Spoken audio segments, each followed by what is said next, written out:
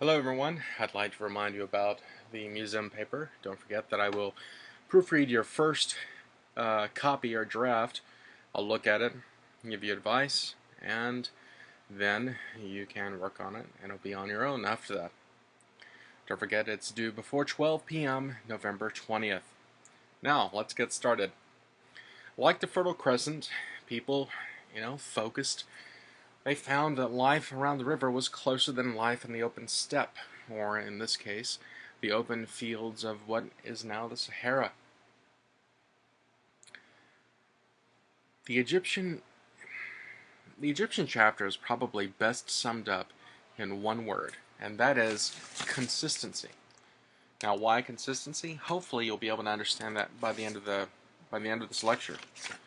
But it is the consistency of representation, style, communication, canon, whatever you want to call it, all of these big C words that have helped to make such a long-lasting empire, culture, longer than any other culture in the history of the Eastern or the Western world. Thousands of years, one culture prevailed. Thousands of years, one culture, one dynasty was the dynasty. We have to remember also that, just like in previous chapters, man has both this symbolic language that we think of as abstract art and a desire to document and recreate the world they see around them, a realistic way. Now, the pharaohs, divine god kings ruling absolutely over all their people, detached and set away from their subjects. Now, part of the Egyptian consistency is the reliance upon a canon. Their figures, their bodies, and much of their art is based off of a grid system. And so having this standardized system helped to ensure a consistent representation of the pharaohs, a consistent representation of their God-given divine power. Now, to get a real good look at the life of the pharaohs, look at the palette of Narmer. Of course, there are the bullets here on the left, but I want to zoom in and focus on what it is we're looking at here. We have Narmer, larger than life. We know through that term, hierarchical proportions, the largest is the most important, and in another way, the higher up he is, the more important he is. So he's taller than everyone else, except of course for the images of the gods, which look down in approval.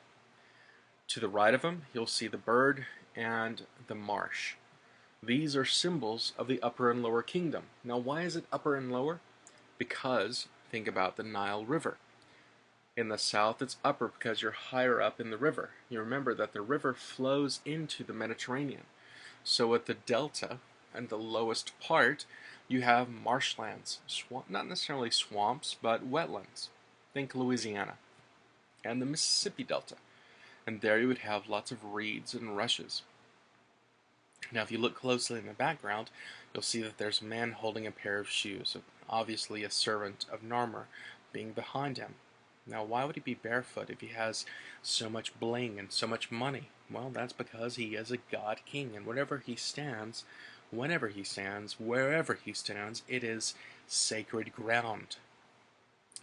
Now looking at the funky hat, that is going to be later recognized as a unified helmet or unified headpiece.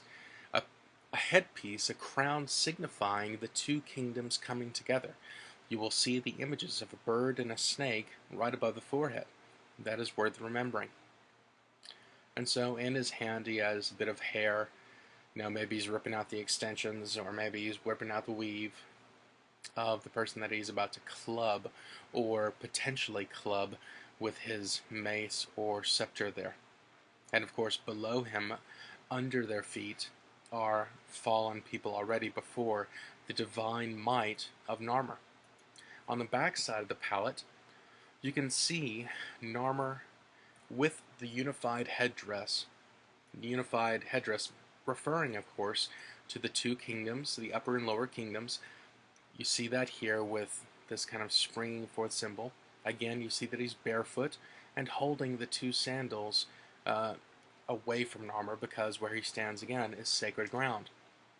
You see two beasts that are being controlled by men. So these men are below Narmer, meaning they're below him. He controls not only men but beasts, and they do his bidding. And to the right, before Narmer and what he surveys, are the headless bodies of people that were crushed in this act of divine power that is Narmer. At the very bottom of the palette, you see the bull being reflected up above. You can see images of the gods. I'm trying to use my mouse to scroll up. This is incredibly slow. I'll try it like that. There we go. The horned figure of the gods, and then, oh, nope, hold on. I'll get back there. There we go. The horned symbol of the gods being reflected in the idea of the bull as it crushes down the walls, as it knocks down the walls in this symbol of the city that he overtook. Now, usually when we think about Egyptian art, we think of hieroglyphics. It is the invention of papyrus that man can now be agile, mobile, and hostile in his images, whereas before it was strictly carving into stone, carving into whatever surface they could find. With papyrus they can paint, they can draw, and they can expand their vocabulary with writing. Egyptians were really comic book artists because they used graphics, they used images and words together to communicate histories, stories, and religious elements. And there I go again. Hold on. There we go. So, who's the most important person here? Is it this pharaoh type person, or is it this barefoot person? You have two people on a pedestal. Well, this person's already dead. If you said it was this person, then you're right. This is a separator. This is not part of the same image, just telling a story. This is the most important person here because it is a god. Which god is it? You'll need to look it up. If you look in your textbook, you'll see that there is a chart explaining the different Egyptian gods and what they served, what purpose they served. Is this Anubis or is this Thoth? One is the god of scribes and one is the god of death. And death, of course, being a transitional phase, as the Egyptians didn't necessarily believe in a soul, they believed in something called Ka. And this transcended the physical mortal coil. Preserving the Ka, they would take apart the body, take apart completely the body, preserve each of these things in funerary urns, and then, well, I think you already know, deposit these things into a tomb of some sort. Before the pyramid, there was the mastaba. And this was a fairly simple, straightforward piece of load-bearing construction. Why is it load-bearing? Because, of course, it's wider at the bottom, smaller at the top. Load-bearing. And it's just a collection of bricks stacked up. You can see there's the main chamber, then a secret chamber. Mastaba being the word for bench, you know, it's a solid, safe place to bury your stuff. Then comes along a man named Imhotep. If you're familiar with the Mummy series, then you might remember Imhotep, that kind of wonderful name. Imhotep was the first, as far as we know, one of the earliest recorded architects or artists recognized individually for their talent. It was Imhotep that said, "Alright, playa, here's what I'm going to do. I'm going to take your mastaba, I'm going to put another mastaba on top of it. Son, I'm going to pimp your mastaba by taking mastaba on top of mastaba, and we're going to have a stacked pyramid, son. A step pyramid, if you would." The step pyramid was the logical transition from the mastaba. And as we've said before, size mattering, size mattered here. Of course, a pharaoh wanted something so massive. It harkens back to that idea of the symbolic mountain that is the ziggurat. Larger than life, the step pyramid is something that you would see miles and miles away. It was a testament to the means, whether it was through slavery or through financial ability. It referenced the power and the means of the pharaoh. Now, of course, the step pyramid was profound, but how could they improve upon it? They improved upon it with the pyramids. And what you need to remember is that the pyramids were once larger, once more grand and impressive, being capped in gold and covered in white with smooth, smooth surfaces. In front of the pyramids here we have some step pyramids. Remember that the sands of time and the winds from the Sahara have ground these down. In the background you can see the city, and of course bricks from the pyramids were taken to build Cairo and certain buildings in Cairo. If you look at these little dots here, you will see people on camels. I show you this picture to give you a sense of scale. Of course, the three great pyramids are named after Khufu, Khafre, and Menkaure. But with all great fads, with all great things, people get tired of that. They want to try something else. Advancing into the new kingdom from the old kingdom, the funerary temple. The temple was similar to this idea that architecture is a psychological experience. Here, the funerary temple became a way to transport you into the afterlife. It became a symbolic construction of the entire universe. If you follow your diagram in the textbook, you'll see how one is greeted at the front door here.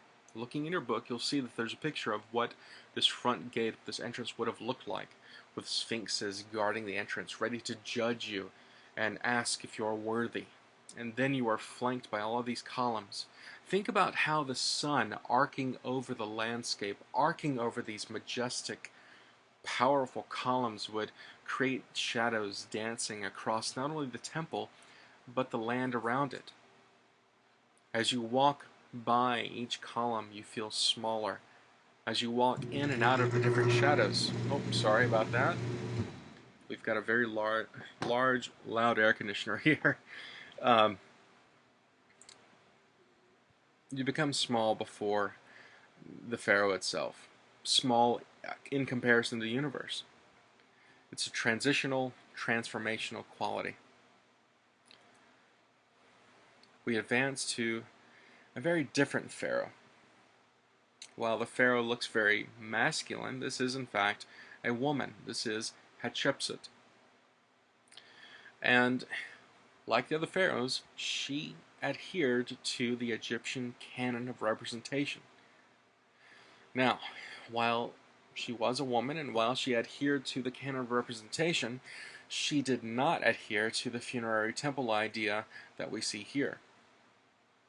If you've ever been to Red Rock, probably one of the most fantastic places to hear a concert, you can appreciate the natural bowl that her temple, Deir el-Bahari, however you want to pronounce it, is.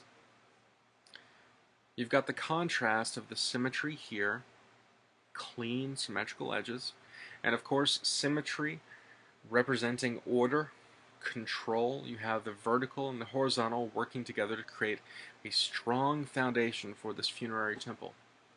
Imagine, if you would, the contrast of the reds and the oranges with lush, beautiful, glowing green. Because this was more than just a temple, it was also a garden. A rich garden. After her passing, though, her temple and much record of her rule would be scarred, defaced, broken, vandalized, as a female ruler was not meant to be, not proper. Looking at this image, you see just how small and just how big this space was. Again, I want you to remember that people 3,000 years ago were much smaller than us. Moving from Hatshepsut to, which one is it? Make sure to keep aware of these things, or make sure to read the captions with the images. Looking here, I ask you, which is the most important person? Is it these massive people, or is it the small person there? They're almost at the same height, but if you look, you'll realize that the god is above and equal with the divine pharaohs, the god kings. Of course, you'll find smaller guardians and figures below, and here you can see a modern man for scale. Now, what type of sculpture is this? Is it sculpture in the round or sculpture in relief? If you said sculpture in relief, you're right. It looks like sculpture in the round, and it's very close. But all of these sculptures are attached to the rock wall itself. And just like the burial tomb for Hatshepsut, there's a strong contrast between the natural, the rock face itself, and that of man. This becomes more apparent when we look at it from the side.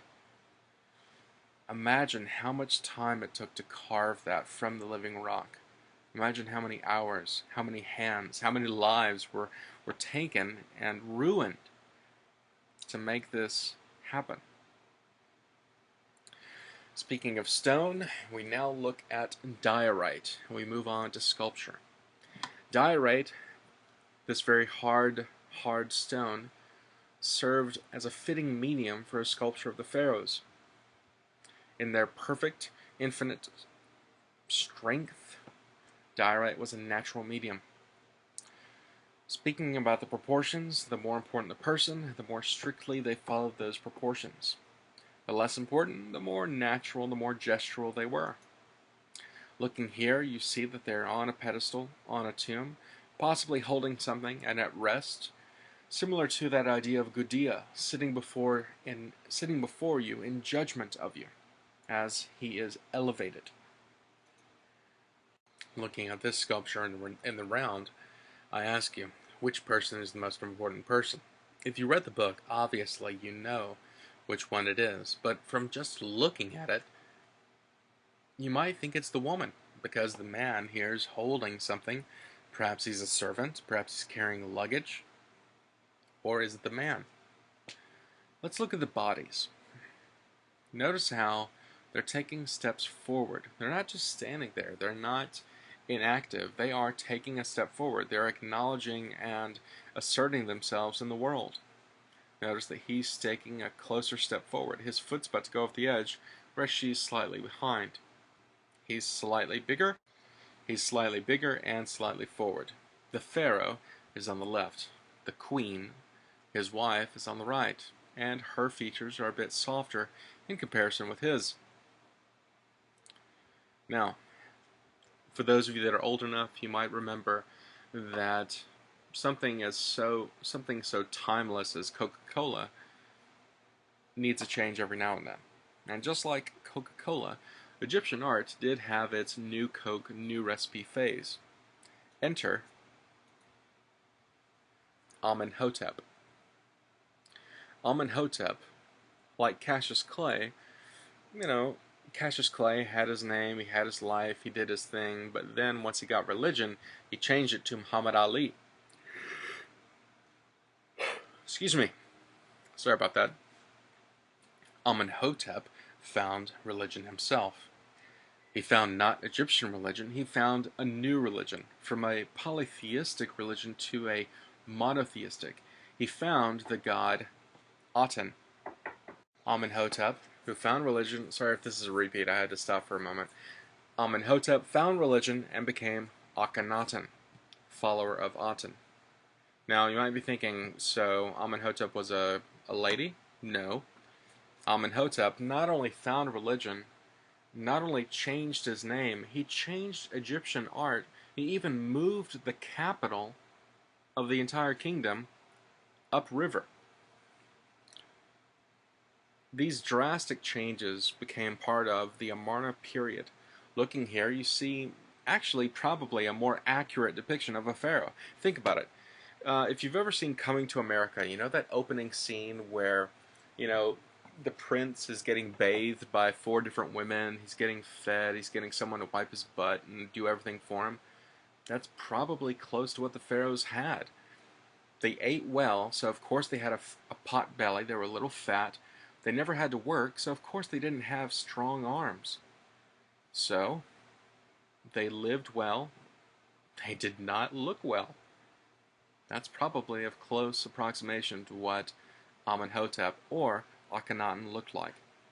His wife, on the other hand, looked very different.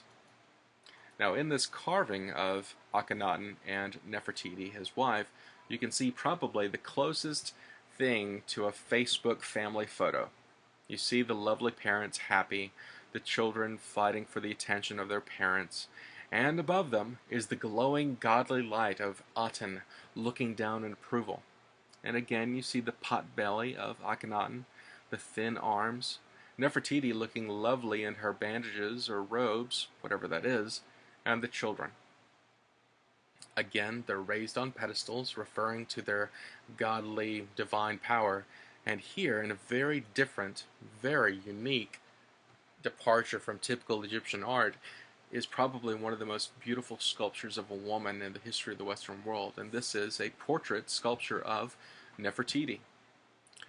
Natural and synthetic pigment has been applied to her sculpture. You get the curves, and you get a very distinct personality in this sculpture. It's a very different departure from, say, this pharaoh's wife, who looks very much like, another pharaoh, another man, another, facsimile produced by the Egyptian canon of representation. This woman who has that, not necessarily a Mona Lisa smile, but a definite kind of emotion being expressed here. Now, with the establishment of this new religion, new way of life, and new culture, you might think, so how come we don't know more about it? That's because when Akhenaten and his wife died, they returned back to the Egyptian canon of representation. This is mostly evident in the work associated with and found in Tutankhamun's tomb. King Tut, probably one of the most famous of pharaohs, had a profound amount of not work really, but objects located in his tomb. One of the most intact tombs and probably one of the most popular of all.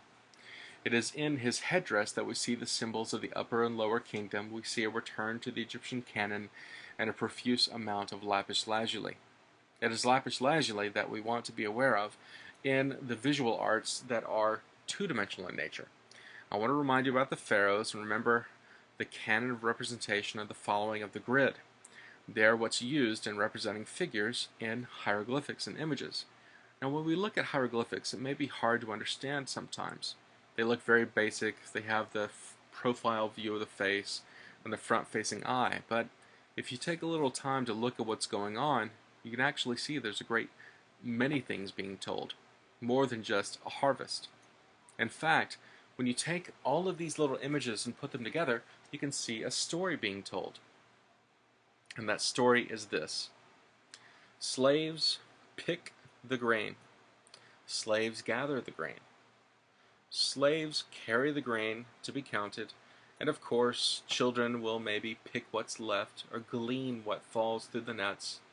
And as they begin to beat the grain, servants that have carried and toiled will rest. One is playing a flute while the other is asleep. The oxen help to beat and carry, and they separate the wheat from the chaff, and then it is weighed, counted, measured. Of course, the grain is then carried and delivered and measured for taxation. Some pay their taxes, and they live a nice life, and those that do not pay their taxes are beaten. And then after all of the separation and preparation and of course taxation, the grain is then delivered up or down river. So if you follow this way, you can, guess what, read Egyptian hieroglyphics without needing to know what any of the symbols mean. This is one of the geniuses of hieroglyphics. Now in the tomb of Nefertari, not Nefertiti, but Nefertari, you have a wonderful example of Egyptian painting that's mostly intact. Rich colors, rich imagery, and most of all, examples of their synthetic pigments. Egyptians were the first to create synthetic pigments, not using just natural elements. And that's really a big step forward. If you look at the bottom, you can see that the fish have multiple colors on those scales, and that's probably the other big leap forward. The Egyptians were the first to start shading their objects. So again, you see a combination of the symbolic language and the canon of the figures, and then in the fish and the animals, you see this desire to recreate nature as it really, really is. The subtle shading of the scales helps to give you an idea of the roundness of those fish.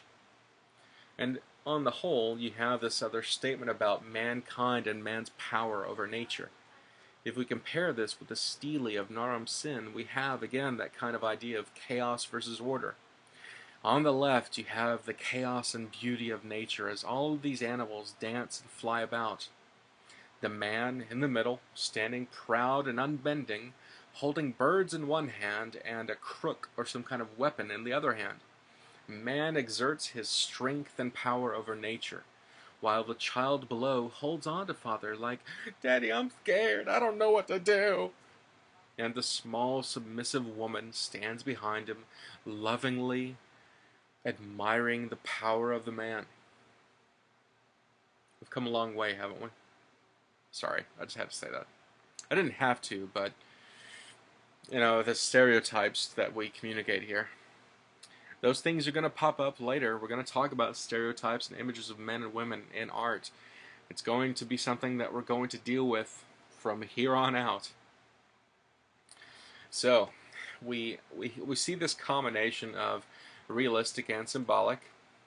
We see consistency being kept through the reliance upon the grid, and the Egyptians spreading their culture throughout by using this kind of representation.